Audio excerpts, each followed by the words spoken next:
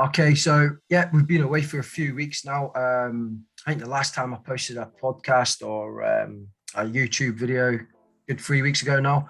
Life's got in the way, been a bit busy. So today I've been joined by a good friend from the army days. God, back in good 6 years ago now. Time flies. Mr. Oli Aspinal. He'll talk more about himself in a second.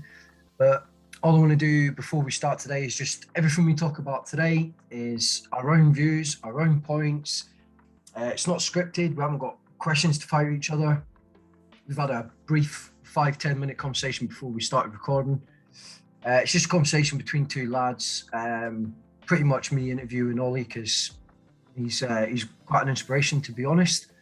From where he's come from to where he is now, and he's still smashing it. So that's pretty much what we're going to talk about today. So, Ollie, how you doing, my man? Yeah, good. Thanks, man. Thanks for having me along today. It's good to get involved. Yeah, thanks for coming on, mate. So tell us about yourself, mate. So last time I was with you was down in Devon. I got posted out, and yeah, there was the odd message between us, but you do lose comms, don't you? And next thing I see is you're getting amongst all this. What's your company called, mate? I'll let you introduce all that. Well, I'll go into that sort of afterwards. I'll sort of build into that, but we'll take us back to when we were in Devon. Yeah. And not a lot of people really knew, or maybe they did know, but they weren't really bothered. But I was really ill, seriously ill. I mean, like dangerously ill. And it started way back when I was a kid. Started off life in a really abusive household, really nasty upbringing. Almost died before I was 6 years old from a stab wound. Watching, or have been forced to sort of watch people really close to me being beaten and raped, sexually abused, really nasty, horrible stuff. Then I joined the army, and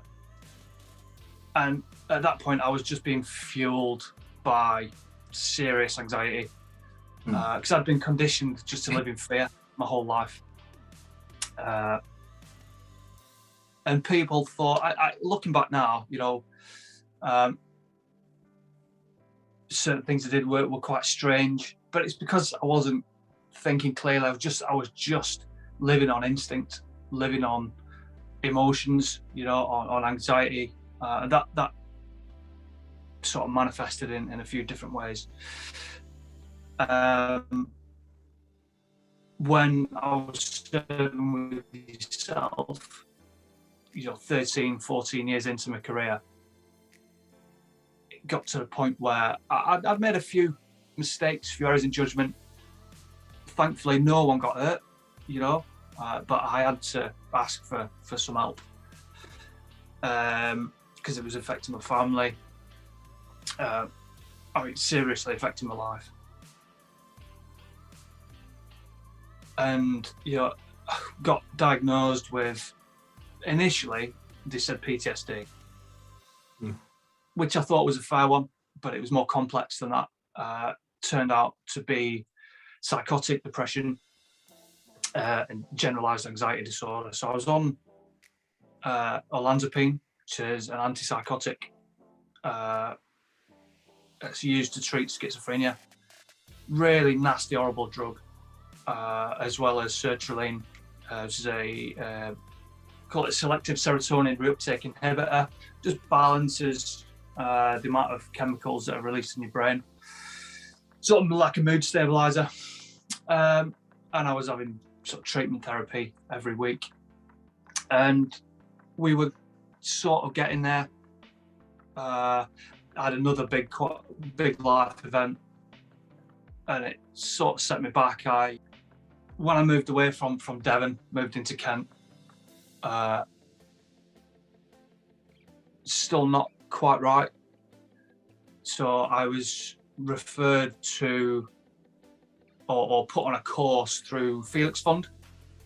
And this is a charity that work with the EOD and Search sort of guys. Amazing charity. Yeah. And it was called the Dashboard course. Now, this course introduced me to mindful living, basic sort of yogic sort of principles, and stress management. And now the two teachers, instructors, I'm still very good mates with them now. One of them is on my group. He's an Ishaya monk, Arjuna. He's just the best person ever. And Lizzie, she's like my mum and my sister all in one. You know, she's a spiritual coach, which is what I am. I'm now. So after meeting them, within a week, opened so many doors and just completely changed my life. And, you know, and just thinking about the positive changes they made, it just makes me smile even now. You know. Yeah, see it, mate. It's so. Like, just to interrupt you there, mate. So, like, when we were serving together, you were having issues. Yeah. Oh, massively, yeah. I just seen Oli, seen his face. Oh, happy days, let's go for a cigarette. Which, do you still smoke? I swear, I've got it. So, I'm there's Oli. Oh, sweet, let's go for a chat. And not once did you mention any of this to me. How come can you not? I mean, I consider us, we were all right mates, we were good mates, but yeah. Oh, why wouldn't you open up to a bloke? Yeah, I mean, that's the whole stigma surrounding mental illness. I mean, it's getting better. It really is getting better, but there's still this. When someone comes out saying they're ill, I get this feeling that people think they're sort of dirty. Yeah, you know what I mean? Good shot. That's what I felt. Yeah. People are going to think, you know, he's broken. He's not going to be any good. He's not going to be effective at what he does. Okay. And that. The reason that I felt that way was because I had this intense fear of failure. I mean, back then I was almost like a higher functioning, anxious sort of person. You were always. I never think I ever seen you walking at a normal pace, right? You felt. Every time I seen you, you were on one. Even when we were having a brew and a chat out in the smoking area, something like that. It makes me sick. But out in the smoking area, having a chat. It was never a relaxed chat with you. We had conversations and it was great, but you were 100 miles an hour. So on edge. Yeah. So on edge. You're always looking around. There was eye contact, but you were always looking over my shoulder. You were always looking around corners and things like that. And I'm totally aware to it all now. Like we said before we press the record, mate, before we came on air, so to speak. I've seen you in some states and I'm guilty of pointing a finger and telling you to man up. And then I think looking back, that was a good little things have happened to me throughout my life that have made me start to realise about mental health. It's obviously happened to myself, and that's where this whole thing's kick-started from. But it annoys me so much that I wasn't aware that good friends like yourself were going through it, and I wasn't there. Now, this ain't about me, so we'll leave that there, but I wish I had the knowledge to pick up on it and say, dude, let's have a chat, man. What's up with you? But no one's born with that knowledge. This is why we learn. You know, things happen for a reason. Yeah. And you've now got that memory of, you know, that interaction between us as a right. That's how not to do it. Yeah. You know. So with that, it's not. There's no need to beat yourself up about it or anything like that, because I've certainly sort of forgot about it. it's just use it as an example or an opportunity to learn, to grow and develop. And I'll be sort of touching on quite a lot of that, what I do all the time throughout what I've got to say. All right, but it is just what it is. So you went to down at 5'9" then.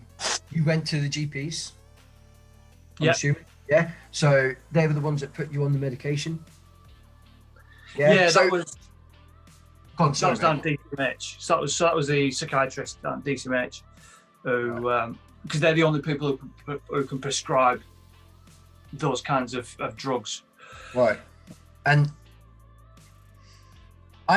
the more I dive into all this stuff is the drug seems to be a very short-term solution to a big problem.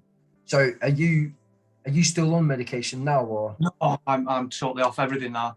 So even though you went down the professional route, so you realised, right, I've got a problem here, and that's massively that's a catalyst in it. That the realisation, wait a minute, something's not right here. You've gone and seen somebody, they've gone, right, cool. And I'm not knocking professionals here. Like I always say, you need to go see a professional, kickstart that path to recovery, to getting yourself better. They've seen you, they've given you drugs and that. You're just depending on them to keep your mind that balance you were talking about. And then you've gone to Kent, and then you've met, sorry, who was it again? So Arjuna, Ishaya, he's on my group. Right. And Lizzie Judkins, she isn't on any sort of social media. I think she's on LinkedIn, but they're just the best people. Yeah. Yeah, and like it's so refreshing seeing you right now. I mean, we've had a few conversations, try to get this together. You've got your life, I've got my life. We're so busy, mate. And no, today we've done it. But it's so nice seeing you with that. You just radiate happiness. You just radiate. You're comfortable with your life, your situation. And compared to from the last time I seen you to what I see, no, obviously I've not seen you in the flesh, but from last time I seen you to seeing you now, two entirely different people. Entirely different. Completely different. Yeah. So what? Go on, mate. Sorry. Well, what's sort of changed all that? What's helped me grow and develop into sort of who I am now is through Dashboard was introduced to, as I said, mindful living, yoga, and I'm a yoga teacher now. I was training for about 4 years to be a yoga teacher. Yeah. And I haven't finished. You never stop learning, and that's traditional, original sort of yoga. Trying to conform as much as I can to Patanjali's 8 limbs of yoga, because there's eight disciplines. People think yoga is just about poses and postures, bending yourself in half, tying yourself in knots, and it's not. That's just one of those 8 disciplines. So, and it's great if people just stick to the physical side of it. Fantastic, because even one of those 8 limbs can help, have a huge sort of effect. But there is to be a yogi, there's so much more you can do, you can work into, and it's a journey. No one's meant to be perfect, because there is no perfect. Just shut this window. All right, mate.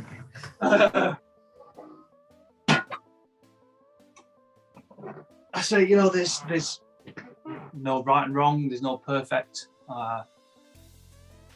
You just use these different,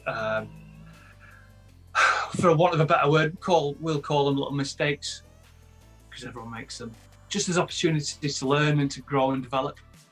And I use that 8-fold path in stress management. So I'm a stress management coach now. You could say a holistic therapist. Right, so what's that, mate? Holistic therapist? Because I hear that quite a lot, and again, I don't know. Holistic therapy it's using the whole being, the mind, body, soul, spirit, however you wanna call it, to help in all areas of life. You know, say a life coach or a specific life coach would train or coach someone towards a specific goal in life. Okay. Whereas a spiritual coach, a holistic sort of spiritual coach, would coach someone in all areas of life, so their whole life is improved. Okay. You know, and that's what I've done for myself, and I've started doing that with other people. But with stress, there's a few areas that can be exploited. Sort of treatments that can be used just for making money. And it's these sort of stress management misconceptions. You see people all over the world saying, "Come and try my 2-3 week course. I guarantee you." No, you won't. You won't. Right. Stress is constant. It's constant, and it's universal. Yeah. You can never be stress-free, because stress is our natural reaction to anything that requires us to make a change. Going from hot to cold, put some warm kit on. That's a physical stress. Yeah. You've got to make a change. Mm-hmm. You know, that's just a little example. You're hungry. It's causing you physical stress. You eat. You've got to make that change. You know, all this sort of stuff. Whether that's physical, emotional, situational stress, it forces us to make a change. We're constantly changing, constantly under stress. But it's our relationship with that stress that we need to change. All right? Yeah, got you. You hear me saying quite a lot that whatever you feed grows. You know, you feed into a negative situation, it's going to grow into something that it's not, bigger than it is. And it's called catastrophizing. You know, we think we make like a mountain out of a molehill, or whatever something is. We think the worst is going to happen, instead of having have a step back, get some distance between your body and your mind, or your mind and whatever it is, that bit of distance, that time to think, and then whatever it is isn't so bad. Got ya. Right, so here's one for you. Why are we so negative, right? Why? Right, I'm trying to think of an example that involves just me. I've had a couple of mates this week. A close mate at work. He's gone under some stress, but that's too personal. We won't use it. I won't talk about him. Well, I've got a good example actually. Right, go on. This is how I normally teach this. Okay. Now imagine your mind as a clear blue sky, stretching off infinitely in every direction. Put a few white clouds in there, in that sky. These are your random thoughts that just pop in and pop out. You know they're there, you can see them, you acknowledge them, but you don't focus in on it because you can still see the bigger picture, the rest of that blue sky. Now, when something negative happens, we'll put a black cloud in there. That's human nature to focus in on that negative. Yeah. It is, it's human nature. Or it's societal sort of nature. And we get the blinkers on. We don't see, we focus in and get tunnel visioned on that black cloud. And that black cloud, from then our perspective, covers the whole sky. Wow. Yeah. Mm-hmm. Yeah? Yeah. Because we can't see around it. We can't see past it. Now, depending on, you know, this resilience is going around, you know, mental resilience, mental strength, which are two different things but are related, but that's another session. Depending on, we'll say, how strong you are, you can power through that black cloud. Just depends how thick it is as well. Mm-hmm. Now imagine you're in a plane, you know, you fly through that cloud and you're back to that blue sky. Yeah. So you power through that stressful situation. And you can get back to that blue sky. Yeah. It's always better on the other side, you know. Yeah. Got you. But instead of just powering through, just having a deep breath, having a step back, those blinkers come away. Yeah. And you can see that little black cloud is just a little black cloud. See ways around it. That's it, mate. It's see, to me, it's kind of sad that it's almost a natural reaction for us lot to naturally be negative, right? We aren't, when society is negative, right? And we have to kind of retrain ourselves to find the positive out of a negative. We have to train ourselves to do what you've just said, to be able to fire through. Because a lot of people don't, mate. They see these clouds and they go, oh my God, this cloud is getting bigger. It's getting bigger and it's filling my sky. Oh my God. And from you talking then, I posted something the other day on the group about, we went up Scotland, we decided to go camping for one night, went camping. A wasp landed on my rear view mirror. And for me swiping it, smashed my whole windscreen. Big spider's web on my windscreen.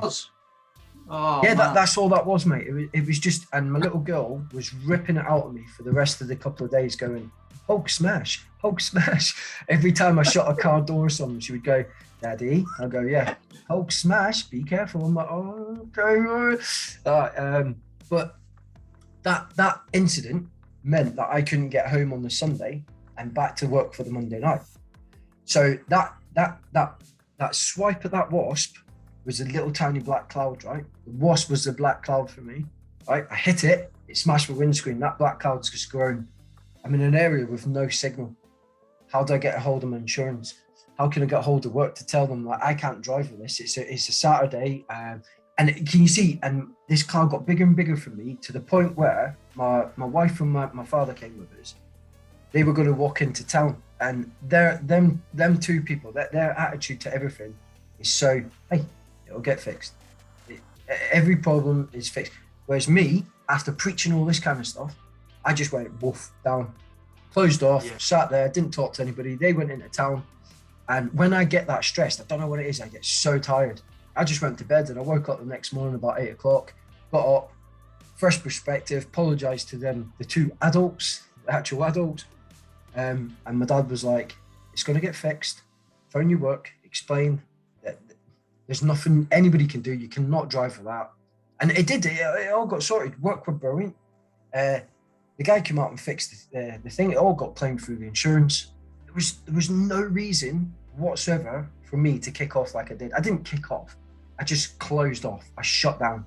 And there was no reason for it, Ollie. So I'm still trying to learn to train my head to get around all this kind of stuff, because I keep preaching it and it's hard to practice it. So when I'm preaching it, I totally understand when people are coming on, posting anonymously and stuff and saying like, oh, I've got these issues, that and that.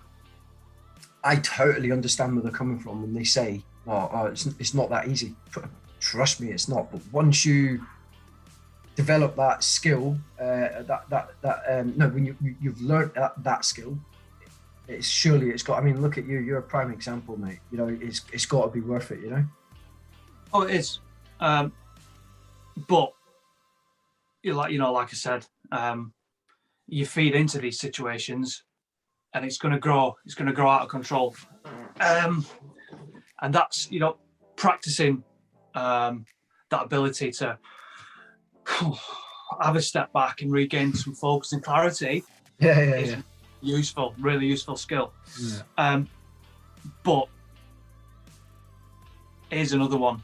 There's no quick fix for stress, for illness, mental or physical. Just imagine you say you break your leg. You're not gonna expect yourself to get up the next day and go on a run. No. Okay. You're gonna wait, and wait for it to heal. Wait for the majority of the injury to heal. Then you're going to slowly start introducing bit of strength training, bit of stability training, you know, all this sort of good stuff. Yeah. And that's what you need to do with your mind. Yeah. Yeah. Okay. Once you're at a point where, look, I can't do it, I need some help, get help. And then, so going through DCMH, going through the professional medical chain, psychological chain, that was that initial sort of injury, if you like, healing, starting to heal. And then the complementary stuff, the holistic stuff, that's building my strength back. And wow, what a difference, honestly. Yeah, I could say, if only I knew this way back when, but then I wouldn't have all the experiences that I've gone through. Yeah. Okay. You know, Yeah. So that's just another little one, just to have a think about. But really managing stress. I mean, people say you got to simplify your life, which in certain circumstances, it's good to simplify your life, keep it simple. But to really learn to manage your stress, identify what stresses you out. And then we'll go into, I think it's been posted on your group before about the 3 choices for relieving stress. It was put up as accept, change, leave. Oh, yeah, you yeah. can have it that way. Now, I personally like to teach it as leave, change, accept. It can be interchangeable anyway. That's just my preference for teaching it. Now, any stressful situation, you can get up and I teach it from the perspective of being stuck in traffic. You can get up and leave any stressful situation. Yeah. But if you're stuck in traffic, you can't just get out and leave your car. So it forces you onto your second choice, change. Now, generally, it takes quite a bit of courage to stand up for what you believe in and change something for the good and benefit. But again, if you're stuck in traffic, you can't change it. So it forces you onto acceptance, a wholehearted acceptance of the situation you're in. If you can do that, which does take quite a bit of practice, all pressure comes off. Yeah. Okay. But there's a secret 4th choice that a lot of people, they always make. They know they can't leave, they know they can't change, but they still keep trying to do that because they can't accept it. So they keep trying to push back and push back. Now, the reason I teach it that way is when dealing with external situations and other people, if you go straight to an acceptance posture, if you like, if you just accept everything, you're in danger of becoming a doormat. Yeah. Okay. But on the other hand, if you're dealing with things in yourself, be accepting of yourself, wholeheartedly accepting of yourself, and then leave and change. You can change them around as you see fit. But for me, the most important thing is being open, being honest, being accepting of yourself. Okay, that's the first thing. We can do that with yourself, then things outside fall into place. Yeah. You can be open and accepting and non-judgmental of things and people and events and situations on the outside. Yeah. But this is one of the things that Hatha Yoga does. It forms that whole journey, what I've been talking about, stress management journey, growing, developing, learning. It's a continuous cycle. And when you can do that from, say, Patanjali's 8 limbs, that forms a solid base, a sound, sort of strong foundation for life. So you can move forward, and things on the outside, external sort of factors, don't affect. Okay, so obviously my group's all about anonymity. I should have chosen a different name because I've struggled pronouncing all that. So somebody did post, we'll say a couple of days ago, about a situation, and what you've just said then, I feel like jumping on my phone right now, going in and commenting, like, I've just learnt this. So people post stuff, and this is the reason why I want to do videos and podcasts and stuff like that, right? I keep mentioning it, and I want to mix it up a bit, because personally, I read a post note, I pay 100% attention to everything that goes on in the group, right, on the page. But if I'm on a different group, or a HGV page, because obviously that's my living, so I'll be on there. This huge big post, I'll read quarter of the way down, and I'll be like, yeah, and then flip over. So the reason for the videos and podcasts is, I know people can just switch it off, but hopefully it brings a little bit, little bit of entertainment to it, sort of thing, so people keep listening. But what you've just explained then is better than it was on writing, yeah? So you've got the three things. So change it, accept it, and what was the other one? Leave. Yeah, leave, change, accept. Leave, change, accept, right? So they're the things I've learned, right? So if that was on a text, if that was on a page or something like that, with a nice pretty meme with some absolute essence body behind it or something like that, with these three things, what does that mean? You have to figure this stuff out for yourself. So getting this advice off somebody like yourself is just, I mean, you're sitting there talking, and I'm thinking of, I mean, I thought, right, this is a perfect time to do this video, this podcast, let's do it. Every neighbour in the world is cutting their grass right now, and it's killing me. Yeah.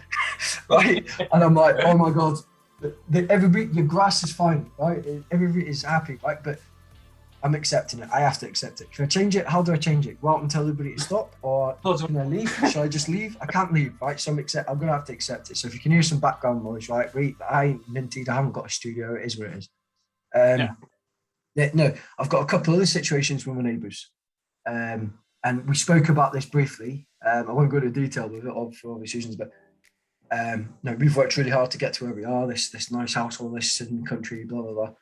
And I'm just like, wow. It's like somebody's gone, oh, you think, see, this is what I do a lot to myself. Like, it's like somebody goes, well, you're happy then? Eh? Are you doing all right? All right, cool. Let's throw this spanner in the mix. Let's throw that one in there. Let's see how you deal with that, mate. Let's see if this will break you. Yeah. And I don't know why, but if I can change it, leave it, or accept it, it's making me tick, mate, honestly. So yeah. In a way, starting these groups and these talks and these podcasts and everything is a nice path onto my recovery as well, you know? So I'm getting all this for free. Yeah, do you know what I mean?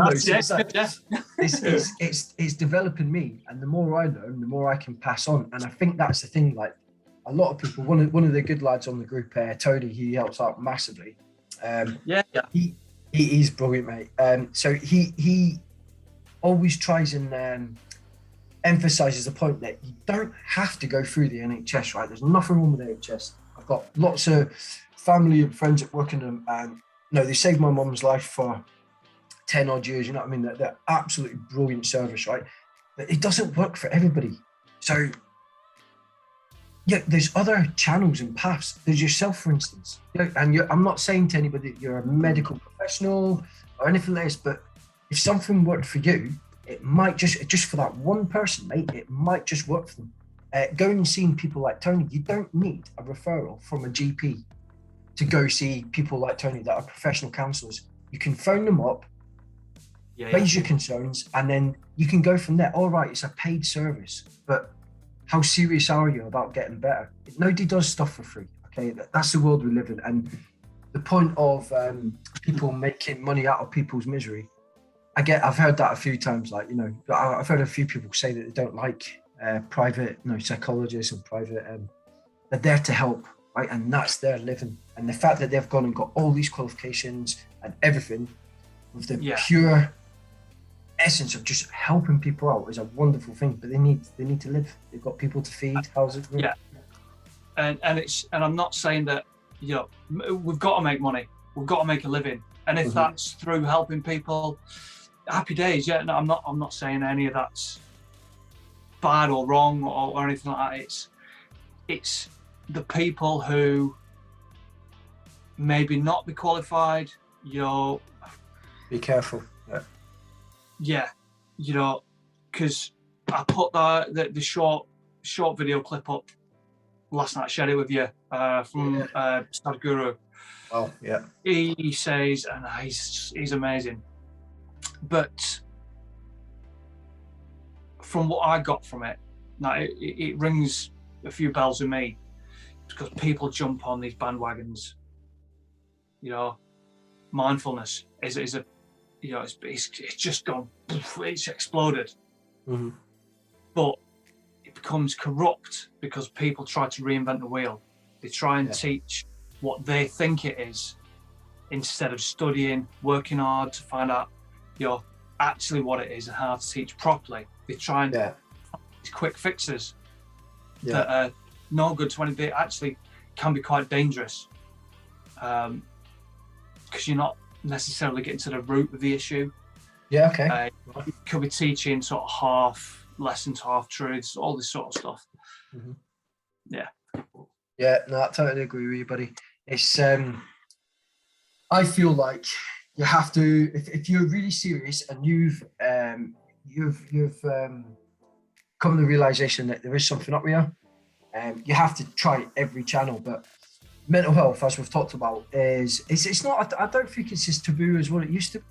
But yeah, so apologies, got a bit interrupted then, no fault of our own, absolute tech, not savvy tech blokes, if that even makes sense. Yeah, so we were talking about mental health being a bit of a taboo, bit of the stigma, and I went on to mention basically about one of my family members. I won't mention who, won't go into that. When I block invited everybody to the group, they messaged me quite immediately, actually, saying, "Not interested, mate. Don't invite me to that kind of stuff. I don't want people thinking there's something not right with me upstairs." And I was like, wow, that's what I'm trying to get away from, buddy. It's fine. And one of the guys on the group, I'm not too sure about mentioning names and all this kind of legal stuff at the minute. So yeah, you don't need to mention. Yeah, we don't need to. So one of the guys on the group, who's also took a huge U-turn in life and is doing amazing for himself, advertises their slogan quite openly. It's okay not to be okay. And that's what we're trying to push out. You know, it's fine, man. If anything, you're more of a braver character for speaking out. Just being able to, and it's definitely improving my life, 100%. So yeah, that's where we're at, mate. It's been a great campaign. It's okay not to be okay. Yeah, it's great to you know, that people are more aware of what can happen to different people, how different illnesses can sort of manifest themselves, you know, in different ways, different areas of life. But it's also important to remember, once you've admitted to yourself that something's not right, and you know, you're all right with that, or you accept that something's not quite right, it's important to realize that you don't have to stay there. You can move on. You know, you can grow, develop, learn, and you can live such a full life, just like I have. Because you're not stuck. You know, those barriers. Yeah, I know exactly what you're talking about. It's so strange. Kick them down. Do you know what I mean? You can learn about, you know, on my group, sort of stress management and well-being. I'm sort of halfway through a series of videos looking at what I call the 5 levels of connection within yourself. You know, connecting with yourself on a really deep sort of level, and learning about yourself. Mm-hmm. And it's that once you can do that, and you learn so much about yourself, it gives you direction in life. Yeah. And it's that direction that really sort of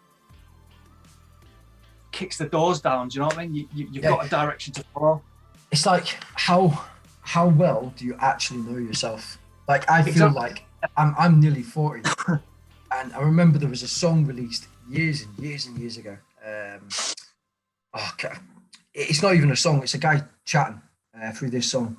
Somebody posted it on the group in its preliminary stages. Like, it's basically advice. I think it was from a Romeo and Juliet movie or something. Sunscreen. Yeah, that's it. Yeah, that's it. Right. Yeah, So yeah. I used to listen to that quite a lot, right? And it says stuff like, get to know your parents because you'll know when they'll be gone for good, and things like that. And it sort of kicks home to actually take on that advice, like get to know your parents. Some of my friends are 40 years old and still don't know what to do with their life. Now, yeah. I'm creeping up to 40, right? And I feel like I'm just starting to discover who I am, because I'd say for the last decade, which my wife totally disagrees with, because I've only been with her for 10 years, I've been miserable, but it's not down to her. Like, she's the best woman in the world. Like, she's absolutely S-bats, right? She's amazing. And she's put up with me. She's never gave up on me, anything like that. She's absolutely perfect, right? It's just nothing to do with her. But for the past decade, I've definitely been just spiraling down. And it took certain events in my life to go, right, figure out, come on, what is up here? And like yourself, I went to GPs, I went professional, all the rest of it, and nothing was happening. Nothing was making me feel better. I didn't take medication, anything like that. And I ended up discovering through listening to books, audiobooks. It was just audiobooks, and that's what works for me, right? That's not advice for anybody else to say, this is the answer, this is where you've got to go. So I found that worked for me, and that's what kickstarted this whole idea of the group. Now there's millions, there's thousands of mental health groups out there. Of course there is. This is ours, right? And this is what works for us. And me just being there for other people, or seeing other people getting better and getting what they need, is doing me selfishly a massive world of good. And it's making me buzz knowing that people are being helped and looked after. And there's a couple of people that come on and they're like, oh, sorry for the rant, sorry for seeming like I'm whinging and moaning. You're totally not. 100% you're not. Yeah. Get it out. Just chat.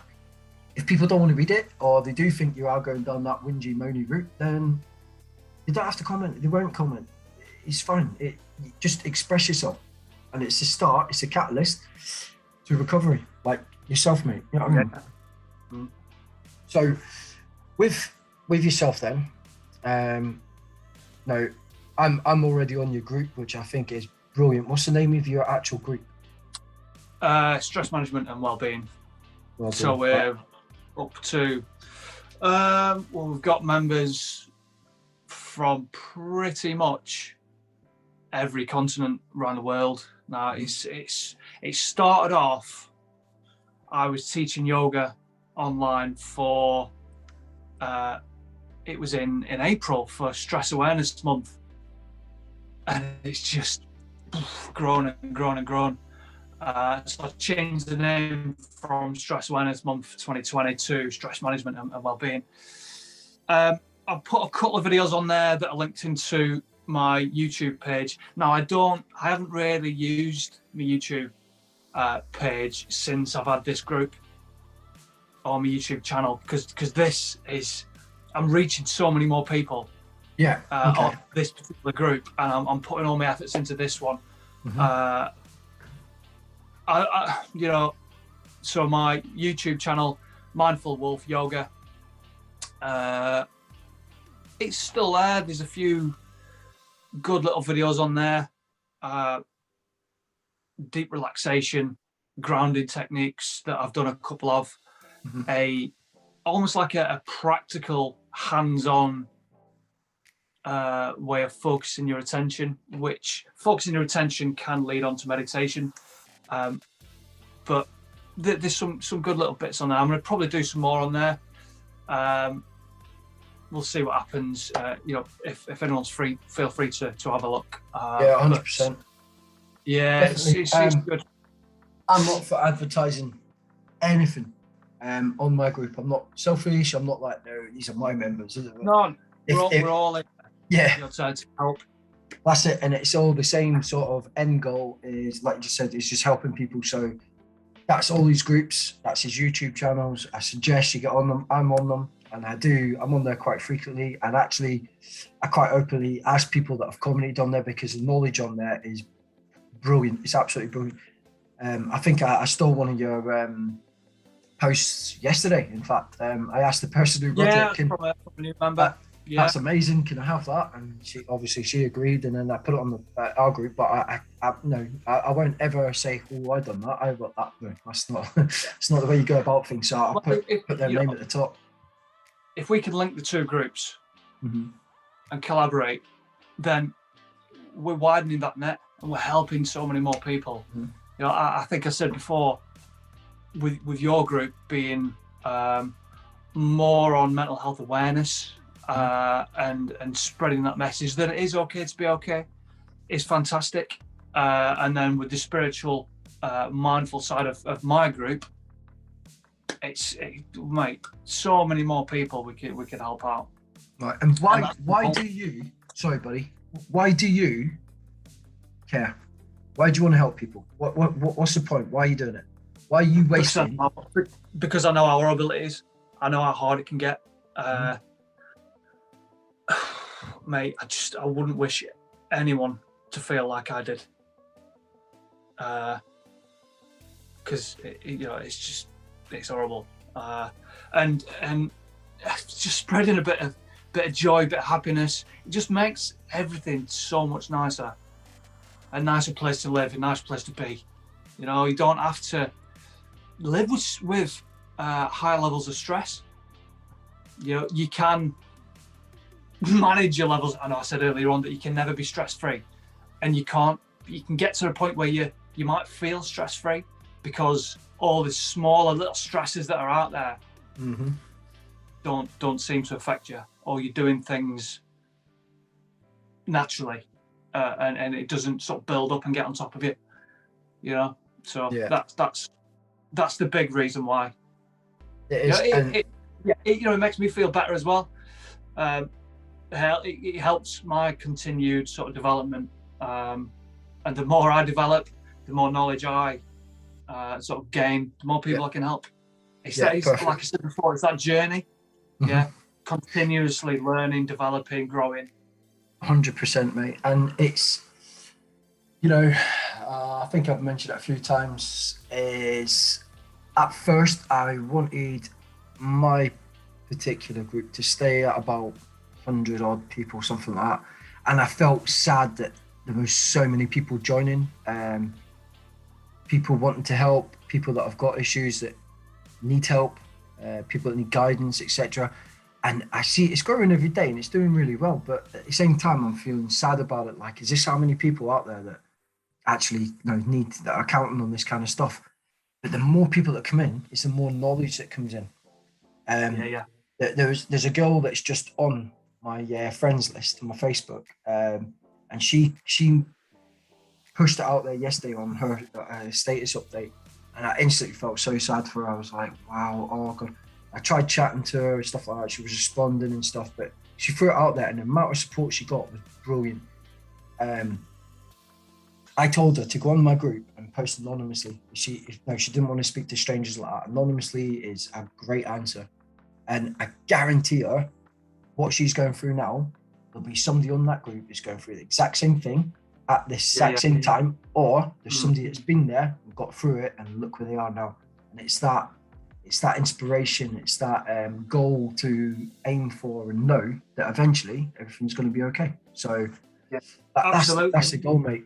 And what ties in with that one, and with the whole stigma piece, we've all got the same brain, we've all got the same sort of mind.